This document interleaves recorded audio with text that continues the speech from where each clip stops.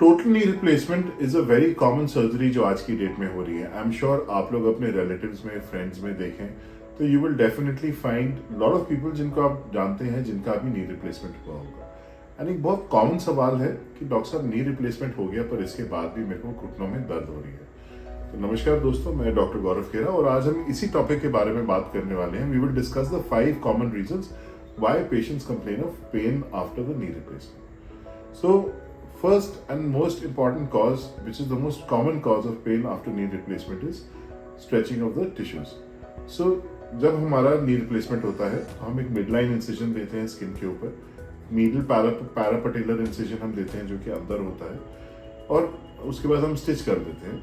Within 24 hours after surgery patient को खड़ा भी करेंगे, नी का मूवमेंट भी शुरू कर देंगे, which is absolutely necessary to prevent certain complications जैसे DVT और to prevent stiffness of the joint. मैंने अपने पुराने वीडियोस में बात करी है how important it is to mobilise the patient. Now as हम ये स्ट्रेचिंग कर रहे हैं, जैसे जैसे हम मोबिलाइजेशन कर रहे हैं, क्या हो रहा है कि जो टिश्यूज हैं वो स्ट्रेच हो रहे हैं। Over a period of time अंदर टिश्यूज में स्कारिंग होती है। जैसे आपकी स्किन के ऊपर स्कारिंग हो रही है वैसे मसल्स में भी स्कारिंग होती है। अब elasticity of the scar tissue is definitely a lot less compared to what it is of the normal tissue. जब भी टिश्यू स्ट्रेच होता है तो कुछ फाइबर्स टेयर भी होते हैं and that causes pain and this pain is enough to disturb sleep. So patients when do they complain तब आती है कि डॉक्टर साहब रात में सो नहीं पा रहे, रात में बहुत दर्द होता है, घुटना बिल्कुल टाइट हो जाता है। घुटना टाइट इसलिए होता है क्योंकि थोड़े रेस्ट के बाद वो इन्फ्लेमेशन जितनी भी हो रही होती है वहाँ इकट्ठी होती है and when you get up तो वो मॉर्निंग में बिल्कुल जॉइंट स्टिफ हो रखा होता है। But my advice to patients who are facing this is that you continue your movement, you continue your ice packs, and over a period of time, ये problem settle हो जाती है. So this is the first common cause why patients complain of pain after knee replacement. Second cause जिसके बारे में मैं बात करने वाला हूँ, this is a very important cause. It is not a very common cause, but it is one of the most important causes of pain. That is infection. अब अगर मैं incidence की बात करूँ तो ग्लोबली अगर हम नंबर्स की बात करें तो infection is seen in less than about 1% of the patients जिनका टोटल नी रिप्लेसमेंट हो रहा है। अब what are the signs of infection? Signs में patient will complain of pain, of course pain होएगा। Second, swelling, there will be a lot of swelling around the joint. Third, there will be redness around the joint. Fever हो सकता है ना हो, but main 3 features are pain, redness, swelling, okay, and there is increased temperature around the joint. अगर ऐसा कुछ भी हो रहा है after a knee replacement आपकी नी पे तो you should immediately get in touch with your surgeon. Me personally, I am very aggressive. अपने अगर God forbid मेरा कोई भी patient infect होता है, so I am very aggressive. I prefer opening up the joint. I wash it. जरूरत पड़ती है इंसर्ट चेंज करने की, आई चेंज दैट। और अगर पूरा इम्प्लांट निकाल के रिविजन करना पड़ता है तो then we go in for that also.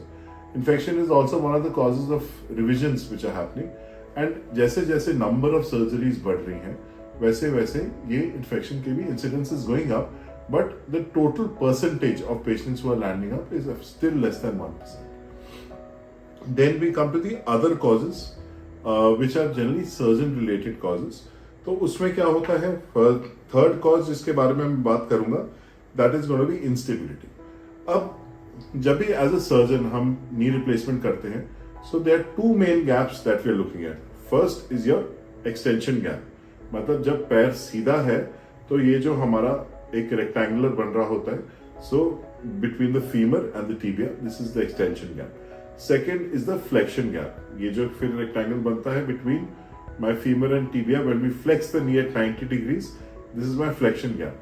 तो my main aim जब मैं एक knee replacement कर रहा हूँ कि I have to match my flexion gap, my extension gap to my flexion gap, okay? तो let's say हमारा 9 millimeters का extension gap आया, तो जब मैं अपने सारे cuts लूंगा तो मेरा flexion gap भी इतना आना चाहिए।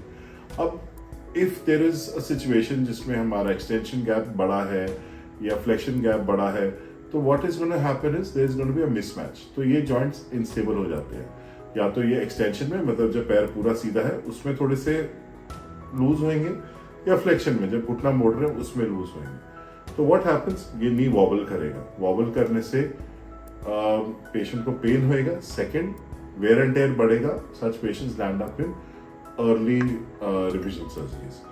Second, हमने क्या देखना है कि हमारे ये दो ligaments हैं, the lateral collateral ligament, medial collateral ligament. These two ligaments are very important for the stability of my joint. तो अगर मेरा जो joint है वो ऐसे ना होके ऐसे हो गया, तो क्या हो रहा है, मेरा lateral collateral ligament stretch हो रहा है, पेशेंट को पेन होती रहेगी. दूसरा, अंदर की तरफ में ये जॉइंट जल्दी घिसेगा. So this is again cause of pen.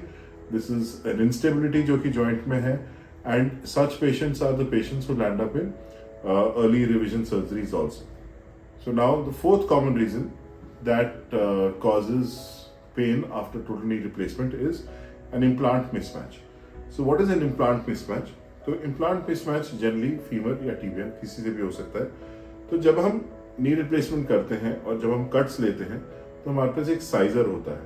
Now this scissor what it does is it gives us the exact size. जैसे ये हमारा फीमर है, ये इसके ऊपर बैठेगा एंड दिस इज एग्जैक्ट, ठीक है, ये कहीं से भी इसका ओवरहैंग बाहर नहीं निकल रहा. सो ऐसे हमारे पास सारे साइजेस होते हैं ओटी में. सिमिलरली टिबिया जैसे हम बिठा रहे हैं तो ये बिल्कुल सेंटर में बैठ गया. तो अब ओटी में कभी कभार rarely what happens is that there can be a mismatch. You know, ये यहाँ से बाहर निकल रहा है या यहाँ से बाहर निकल रहा है. A few millimeters here and there frankly does not matter. Where does it matter the most? अगर अंदर की तरफ ज्यादा छूट रहा है, ओके, पीछे की तरफ ज्यादा छूट रहा है, उससे क्या होगा, हमारा मीडियल कोलैटरल लिगामेंट टाइट हो जाएगा. फिर मैंने इन माय लास्ट पॉइंट आपको समझाया, लिगामेंट टाइट होगा, जॉइंट मेरा ऐसे हो जाएगा, उसकी वजह से इधर घिसना शुरू हो जाएगा, पेन होता रहेगा. पीछे की तरफ अगर मेरा इम्प्लांट ओवरहैंग हो गया, ये यहाँ पे नहीं बाहर की तरफ आ गया, तो क्या होगा, पोस्टीरियर कैप्सूल जो है ये टाइट हो जाएगी. Now because of posterior capsular tightening मेरा नी फ्लेक्शन में रहेगा. सिमिलरली लैटरली अगर बहुत ज्यादा ओवरहैंग है, पेशेंट को पेन होएगा. Same goes for my tibia. Tibia अगर मेरा मिसमैच है, मैंने बड़ी टिबिया लगा दी, 3 साइज की टिबिया लगनी है, मैंने 5 साइज की लगा दी, सो द सराउंडिंग टिश्यूज वो टाइट हो जाते हैं and that causes lot of pain. And last is placement of implant.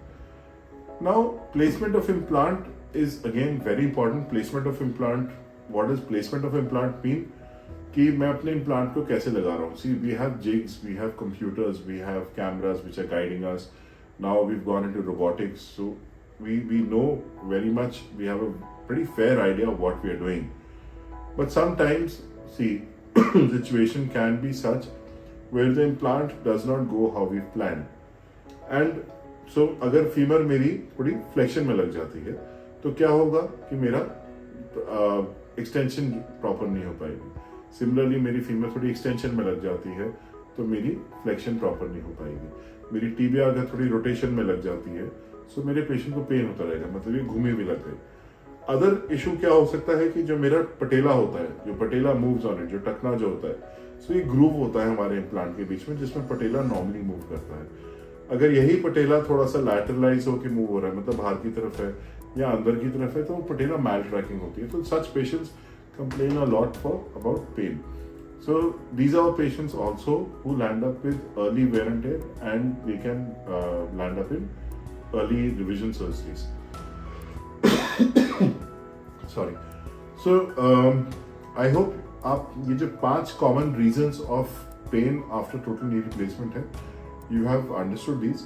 But all said and done, if I see every year we have so many patients who are coming, and in the last 15 years of my career there've been at least 1,500 2,000 patients who've gone back to their work, who are doing very well and who are doing fantastic. They've all joined back to their work. They are all doing all their activities very well, and I will still say that a total knee replacement is a very successful surgery. It gives us fantastic results, and there is no reason why patients should be scared of getting the surgery done if it is indicated. Of course, the take-home message is that it should be done at a good center. आपका implant अच्छा होना चाहिए, and of course you should get it done from a surgeon who's very experienced, who knows who's doing what is to be done. So I'll see you soon with a brand new video. Thank you. For more information, contact Dr. Khera's Wellness Clinic.